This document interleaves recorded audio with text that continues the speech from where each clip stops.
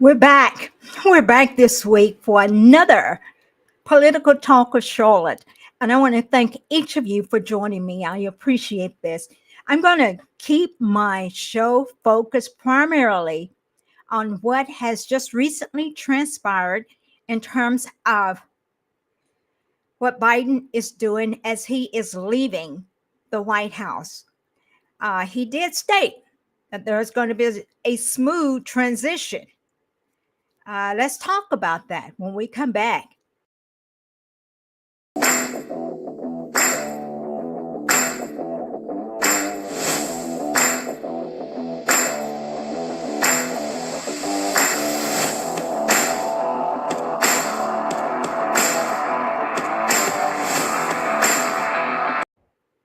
All right, we are back. I cut that little segment short because I want to make this show a short show, as well as to share with you guys some very important information. I hope you will join me today. This is something that you need to be aware of and take seriously in our country. Thanks for joining me. I'm Charlotte Bergman with Political Talk with Charlotte. We air our show every Thursday at noon here in the Mid-South. And that means we're on Central Daylight Time. Please email me at charlotte@charlottebergman.com if you have any questions or comments. Join me on Facebook, my first Facebook page at Elike Bergman. My second Facebook page at charlotte.bergman.9. Join me on Bitchute at Political Talk with Charlotte, on Twitter at Elect Bergman, YouTube at Bergman for Congress, and Twitch.com at Charlotte Bergman. If you're new to my channel, please leave a comment and or subscribe to my channel on YouTube and Rumble primarily. I need your help in order to grow. We need to be able to allow those channels to be able to let my friends be able to leave comments. I have to have a certain number of subscribers on those channels. And if I have, I think, over 100 or so, then they will allow me to allow you to leave comments. I can't tell you how much I appreciate you, how much I truly love you. I just wake up every morning now feeling a sigh of relief because you stepped up to the plate and you helped save this nation. But as I have been warning you, our opponents, our enemies are not happy with what the American people did on November the 5th. And I told you that we were going through the quiet before the storm. So please comment and share my videos and tell me what you think about my video. I do have a book, The Last Trumpet in the Battle for America, and I would appreciate if you would consider reading my book so you can better understand who I am, what my thought processes are, and how I feel that we can make this country great again. Guys, we've got less than 65 days before. Ooh, I love it. I love it, you guys. Thank you for joining me. Oh, Patrick, thank you for joining me. Noni, you're back? Thank you for joining me. Cindy, thank you for joining me. You guys, and you're not on Facebook, Cindy, you're on Twitch, but I can still see your comment. Guys, I want to thank you all. I want to thank you for loving this country. I want to thank you for showing up and showing back, showing out. Yes, Nani, I see you're back. Congratulations. I appreciate you guys showing up and voting to make this nation great again. You guys don't know how appreciative I am of this. And now, as I warned you before, and I've done a lot of warning, but that's okay. As I've warned you before, we were going through the quiet before the storm. You see, when Joe Biden invited President Trump to join him in the White House for a smooth transition, as I shared with you before, he had his knife behind his back. And what I'm going to say is this: Joe, I don't know whether to be angry with him or to empathize, to sympathize with him, because the guy is being used. Now, everybody knows that we are on the brink of World War III. That's not fair for our children, our grandchildren, our great grandchildren, even for ourselves. This is the greatest nation upon this earth. And you guys went out and voted on November the 5th for peace. And that's what President Trump is advocating for peace. And then just recently, we have this attack from Ukraine on Russia using American ATACMS long range missiles. And America is also considering sending mines, landmines. They don't want this war to die down. They couldn't stop you guys from voting. You guys made it known what your interests were. So now they're trying to stop the peace that we so desire in this country. Nobody can tell me that a mentally incompetent president with less than 65 days is attempting to start World War III. Nobody can tell me that. That's the stupidest thing ever. That's stupid. But there are some people who are pissed off at us, and they're going to do whatever they can to make us suffer. They're going to do whatever they can to make us suffer. And this attempt, the ATACMS long range missile into Russia, is an attempt to start World War III. Do you think they're going to get away with it? Let me know your comments. Do you think that they're going to get away with it? I tell you what, I'm thinking that they're not.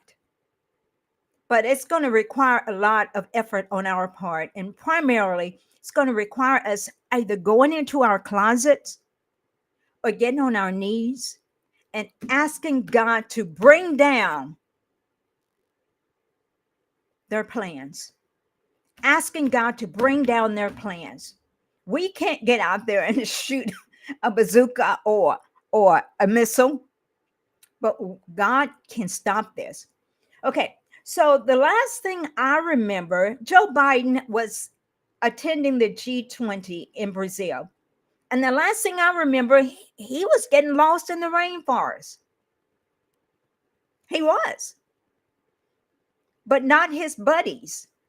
Not his buddies like Secretary of Defense General Lord Austin, who President Trump has already nominated Pete Hegseth to replace him. That's sanity. That's sanity. But we still have to get through this period before January the 20th. So whatever they do, it's going to have to require God doing it. It's going to require us praying about it. U.S. National Security Guard Jake Sullivan is another. And United States Secretary of State Tony Blinken, who is the worst Secretary of State in the world. What were Republicans thinking about when they nominated him, when they approved his nomination? He actually is highly instrumental in causing this war to escalate. And many of you probably have heard of this name, Victoria Nuland. Oh man, she is the worst. She retired this year, the earlier part of this year, but she was the Undersecretary of State for Political Affairs. She served under Barack Obama's administration. She was instrumental in convincing the president of Ukraine at that time to lose his position, and thus they replaced that president with Zelensky.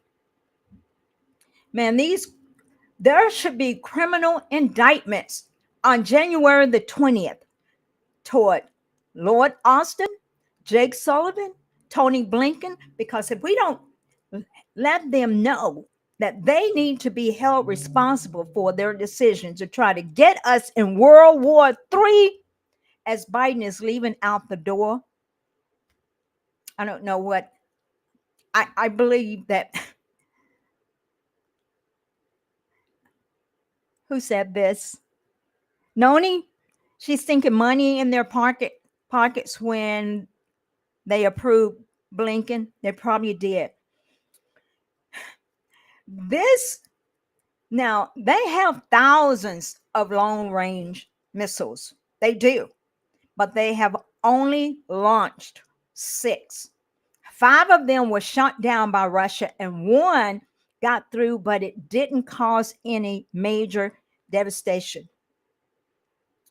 There's no way Joe Biden could have ordered that. In order for those ATACMS long-range missiles to be launched, it would have required them planning on this mission for a few days or weeks. So I believe they planned this soon after the election results came in. And what this could potentially do is ignite a much larger conflict. Nate Silver, you guys probably are familiar with Nate Silver. He is calling for the 25th Amendment to be used to remove Biden. I'm telling you now, they've been using Biden since 2021. And these people, Lord Austin, Jake Sullivan, Tony Blinken, have primarily been running the show behind the scene, as well as Merrick Garland. Yes, Rob. They want the war to continue so they can keep getting paid, because in January, their money would dry up. That is true, but think about our children and our grandchildren and people who are going to suffer. This is dangerous. Okay, so Nate Silver is calling for the 25th Amendment against Joe Biden, who was in the rainforest in Brazil when this decision was made to give the ATACMS long-range missiles to Ukraine. Thomas Massie and Keith Self are filing articles of impeachment because this movement supplying Ukraine with these missiles against Russia. And Russia has always said he's not like Obama. He's not like Biden. When he says there is a red line and don't cross it, he really means it. And he did say this would be, oh, Noni, what are you saying? You know, I heard that they may try to install Kamala. What is Rob saying? Okay, it is all about themselves. I heard that they're going to try to install Kamala, but guess what? I also heard that when they filed articles of impeachment against Joe Biden for incompetency, they're going to file articles of impeachment against Kamala Harris, because we saw how incompetent she was and how she did everything she could to protect Joe Biden. Listen, Lord Austin, Jake Sullivan, Tony Blinken, they should be indicted on day 1 after President Trump takes over. No outgoing administration, as far as we know, historically, has thrown gas on a smoldering fire before handing over the keys to the White House before they go out. And now I want to show you guys, I want you guys to hear this general talking about what is transpiring. This general, Colonel retired John Mills. I want you guys to hear what he has to say. He's very, very intuitive and understands what's going on. So let me get this set up so you guys can hear it. 2 missiles in question. Everybody's talking about the ATACMS. That's a ground-launched missile. It's unclear the exact range because the Ukrainians have tricked out much of what we've given them. So we don't even know. They could have modified the warhead, put a smaller warhead in it, given it a longer range. But the ATACMS missile is a long range missile, maybe 200, 300, 400 miles, something like that. But what's also unclear, what about the JASSM missile? That's an airdropped, air-launched missile that the Dutch gave 24 very old F-16s, and the F-16 could carry 2 or 4 of the JASSMs. These are much longer range missile.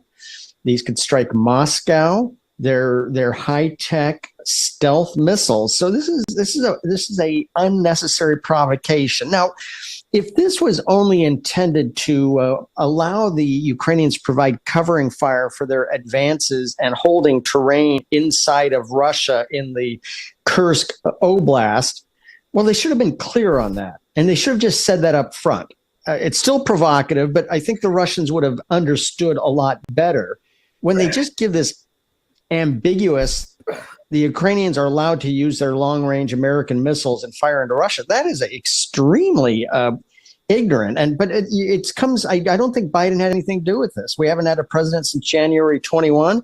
This reeks of Jake Sullivan and his staff that wouldn't know a ATACMS missile from a 40 millimeter grenade launcher.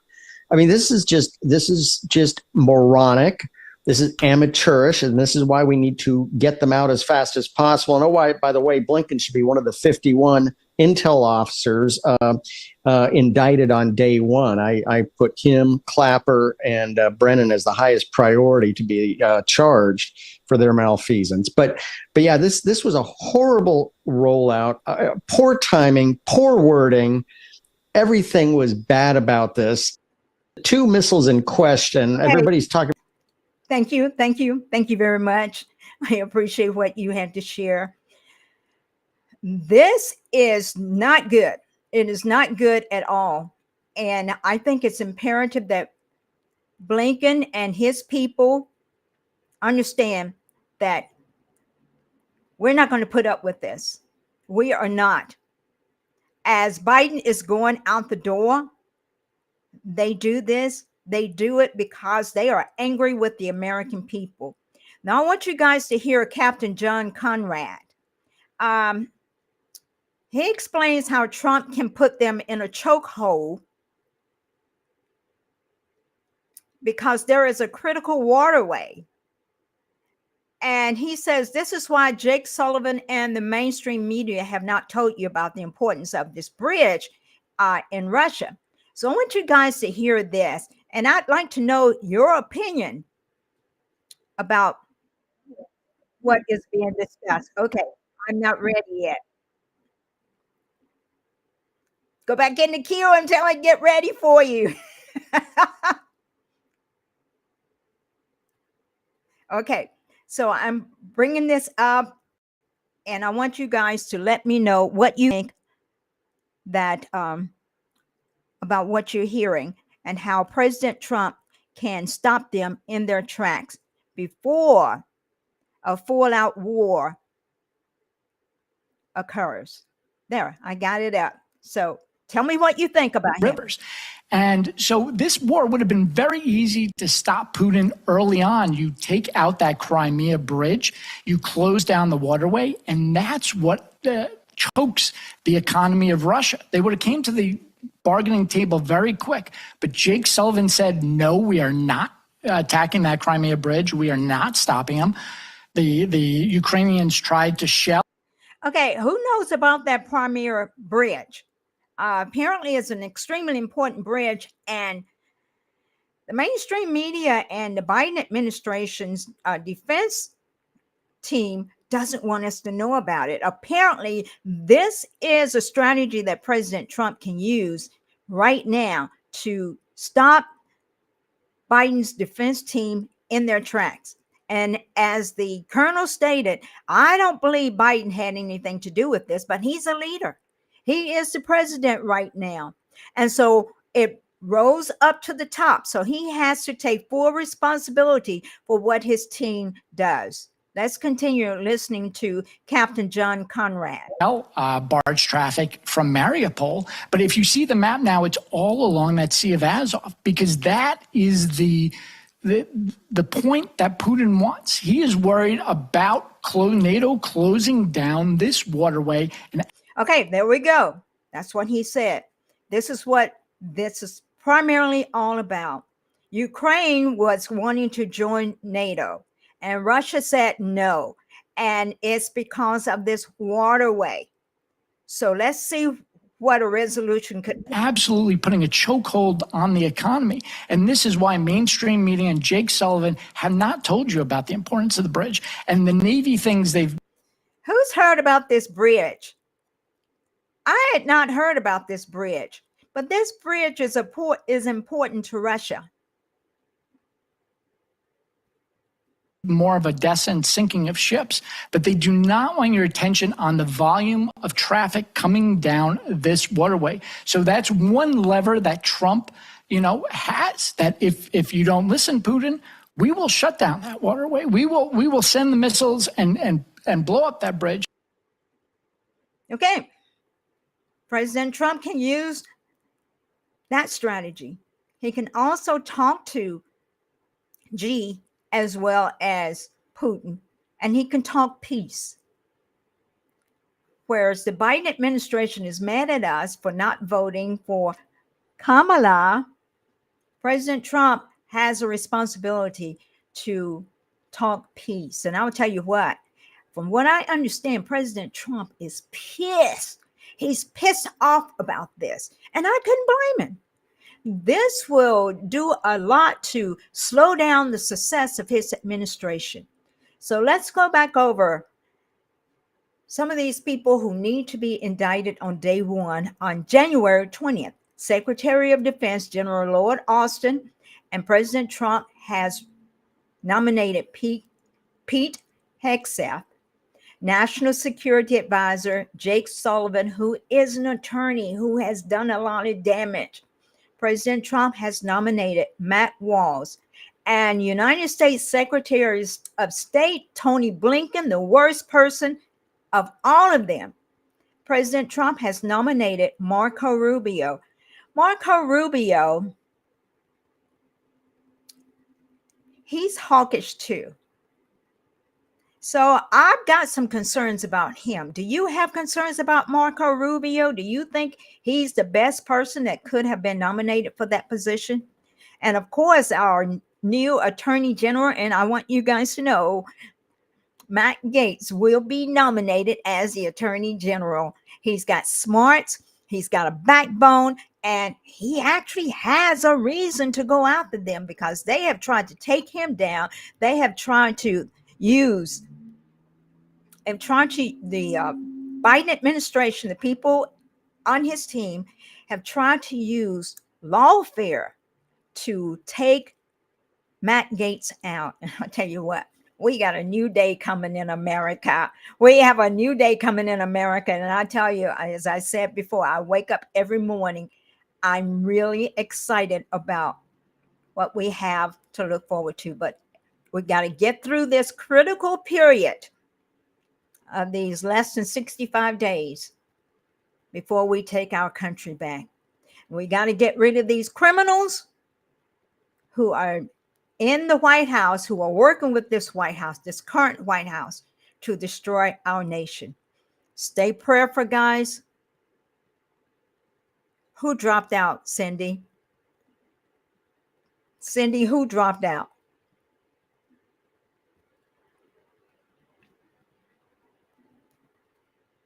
I agree with you, Noni. Talk about throwing us into a crisis before Trump takes office. Matt, are you saying Matt Gaetz has dropped out?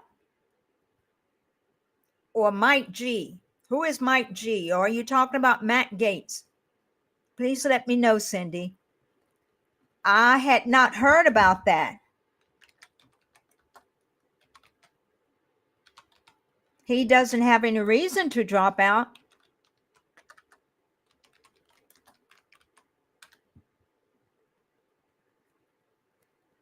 Oh, no. Oh no, you're right. He has.